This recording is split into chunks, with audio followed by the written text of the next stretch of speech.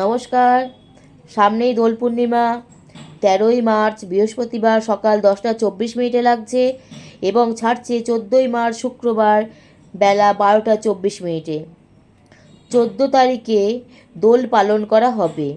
সেদিন শ্রীকৃষ্ণ, গোপাল বা নারায়ণ যার বাড়িতে যাই যে ঠাকুরই থাকুক না কেন, তাদেরকে তুলসী পাতা, হলুদ ফুল, গোলাপ ফুল এগুলো ওনার চরণে দিও এবং হলুদ মালা পরালে ভীষণ খুশি হবে। সেদিনকে হলুদ মালা মা লক্ষ্মীকেও একটা পরাবে, আর গোপাল, নারায়ণ বা শ্রীকৃষ্ণ যারই ছবি তোমাদের বাড়িতে আছে তাকে ওই একটা হলুদ মালা অবশ্যই পরাবে।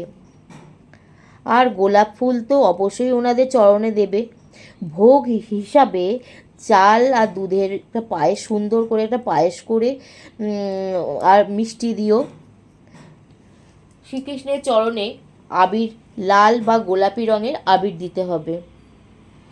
সেদিনকে আর একটা মন্ত্র তোমাদেরকে বলছি, সেই মন্ত্রটা একটু পাঠ করবে।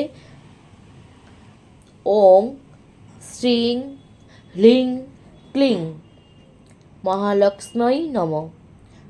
এই মন্ত্রটা অবশ্যই পাঠ করো। শ্রীকৃষ্ণ, নারায়ণ, গোপাল একই জিনিস, সাথে এনাদের আশীর্বাদের সাথে সাথে মহালক্ষ্মীর এই মন্ত্রটা পাঠ করলে আর্থিক দিক থেকে অনেক ভালো আমরা সুফল পাবো। সেই কারণে তোমাদেরকে এটা বলা। তোমরা অবশ্যই পাঠ করবে, অবশ্যই পাঠ করবে, ভীষণ ভালো রেজাল্ট পাবে। জয় মা দয়াময়ী তারা, জয় মা, জয় মা, জয় মা।